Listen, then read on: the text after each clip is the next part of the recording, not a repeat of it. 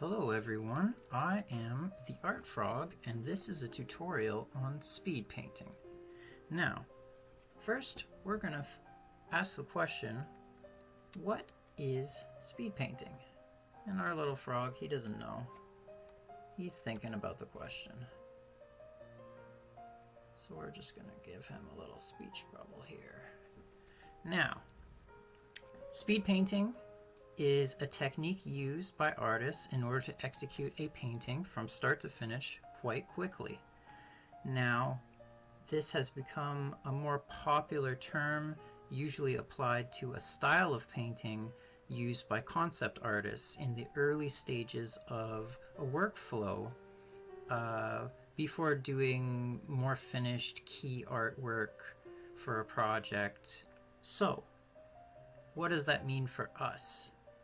Well, to do a speed painting, the main thing you need to do is just to set yourself a time limit and paint. And that's about it. Today we're going to do a speed painting. I will record it for you to see from start to finish. And I'm going to limit myself to 20 minutes. Now we kind of have an idea of what a speed painting is. What are some things that we should do to get ready to start our painting? And that's going to lead us to our next step, or technically our first step, which is preparation.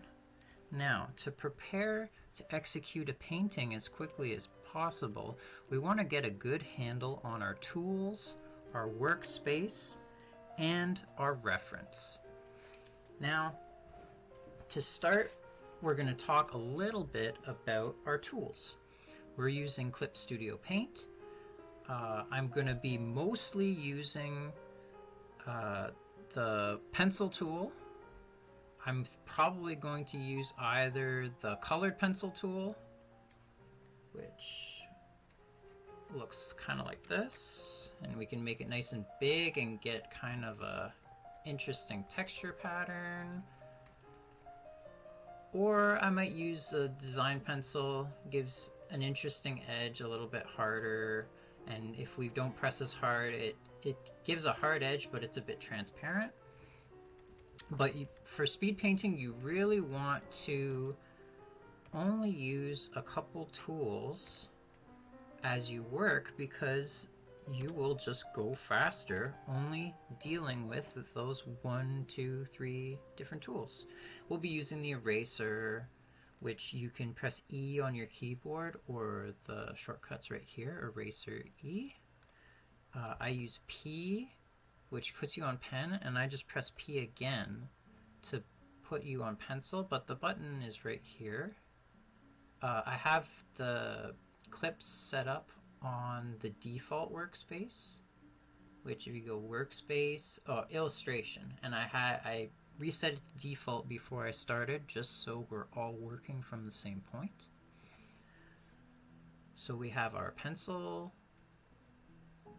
we have our eraser, which right now I have it on the kneaded eraser, because if I am painting with an edge like this and I want to erase, this is kind of similar to me, or at least it's not so different. Like this is very, very hard and this is very, very soft, whereas the kneaded eraser is kind of in the middle, a little bit more of a naturalistic texture, I would say. And I will also be using a little bit, not too much, of this Lasso fill tool. Now the Lasso fill tool is very interesting because of how quickly you can make your shapes with it. For example, if we pick our color here, let's pick a sort of a greenish aqua color here, and maybe we want to do kind of a frog shape. So there's a bulge for eye, there's kind of round, and it'll just fill just like that. And then we can pick a lighter color and sort of go, well, okay, there, maybe this is where our highlight's gonna be, and you can very, very quickly start dropping tone in. Now this gives a very hard edge. As soon as you pick up and unclick, it'll connect from where you ended to where you started with a straight line. And you can use that to your advantage if you want to do like a square. It'll just do the last straight edge however you like. And you can also do like some really kind of erratic shapes, and it'll just do this kind of shape like that. So you could maybe experiment with that a little bit and maybe do some grass shapes, because if you do something like this and then you use something a little darker on top, you can start to get interesting shapes. Not necessarily really great shapes. If you have some reference, you might be able to look and be like, okay, here's some roundish shapes. I'll zoom in a little bit for you guys here. So we'll go back to our tool here, which is under figure and lasso fill number 2 on mine at least.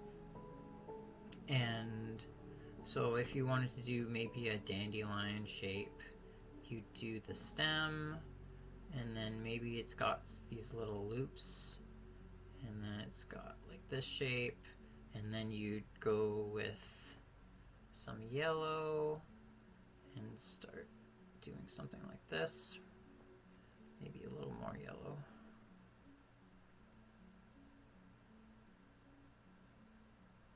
Now this isn't normally a way that I like to work. I do a lot more painting, but this can definitely get you some shapes very, very quickly for the purposes of executing our work as quickly as possible. Our final thing that we're going to talk about is the color picker tool. Now, the color picker tool, you can select it over here, the eyedropper, sorry, or you can use eye to select it. And what it does is pretty much exactly what I said, is it picks up the colors that you click on. So if I click here, it's sort of a lightish gray. You can see on the color wheel in the bottom left. And if I click here, it goes to black. And there's different reds and blues and yellows and pinks from this little frog. He's at his table, he's making his master plan. So the color picker tool does exactly that, and then when you switch over to your pen, because you've selected that color, you can just put it down.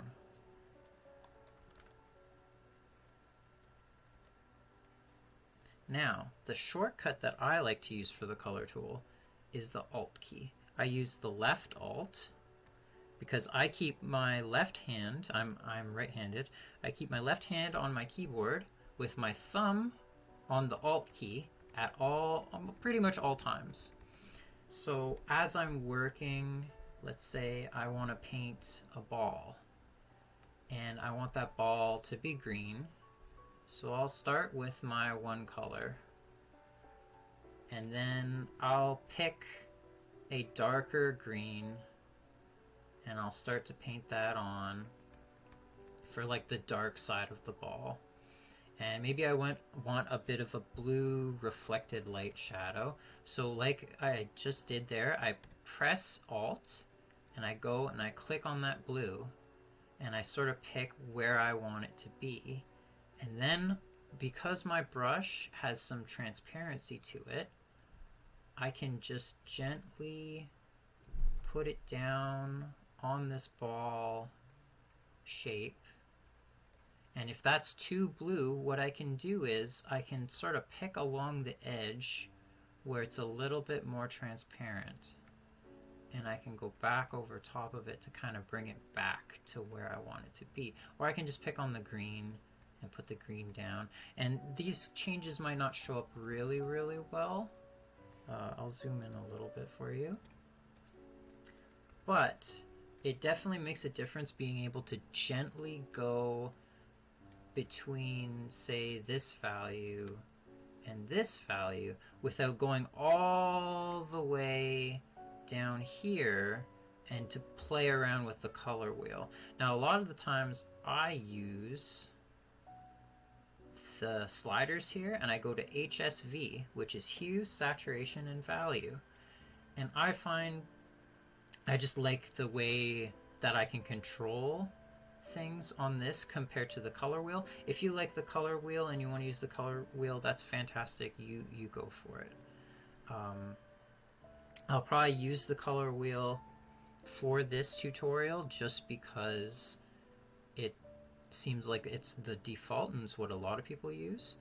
But with the HSV sliders, you can kind of pick a color and then say, well, I just want a lighter version of that color. Say if we wanted to do the light side of our sphere, and you can just put it down. And then if I pick my pencil tool here, the color pencil tool, and I select the lighter color, and I just gently go around the edge to soften the edge, and then I pick in the middle here where it's turning from this lighter color to this darker color. If you look at the slider, you can see how it's 60% value here and 38% value here, and kind of in the middle it's like 40 or 50. So if we go like, let's go with like 40 or yeah, 50 there, and then we can go back over top to knock back that middle value without having to go on our slider and bring it down manually or bring it up manually or play around with it, and also without having to have a value scale set up where you have like your darkest value here and your middle value and then your lighter value in a smooth, easy transition between all of them, which is fine too if you want to set up your palette that way. But for the purposes of a speed painting and going very quickly, you'll probably just, when looking at your reference, like if this frog was our reference here, which he will not be. If we look at our reference here, you can see there's a yellow color, there's a pink color, there's a green color, there's a darker green color. Doesn't look that much darker, but it is if you put them next to each other. And then there's like a almost black and some sort of in-between colors. There's also like a red and a blue that I put on his little scratch pad for his master plan. Here we go.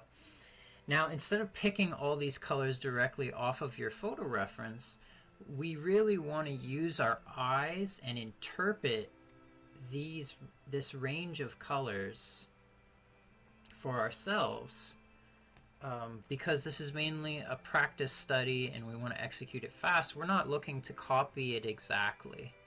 So, with that being said, that moves us to the next section, or almost final section, of preparing before you actually paint, which is working on our photo reference.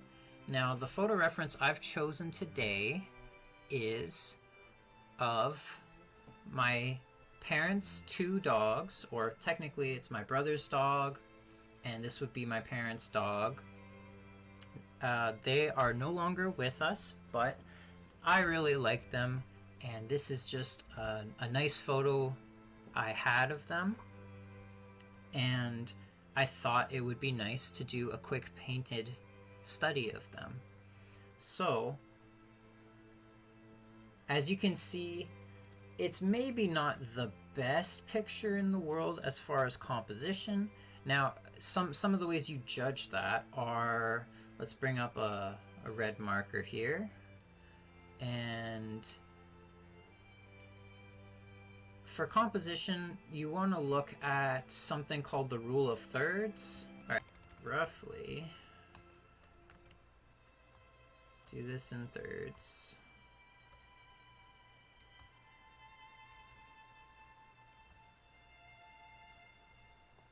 Very roughly. You can see that at the intersection of each of these 1/3 points, there isn't anything too much going on.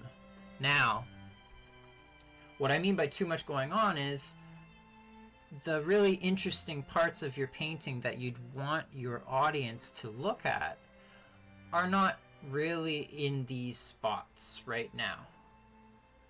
And with for this photo, where I'd want my audience to look is probably the dog's head here, maybe this dog's head here, maybe with the light that's on her back is important, which is kind of close to here. But mainly, I just think this image could use a little bit of help instead of just wanting to copy it exactly.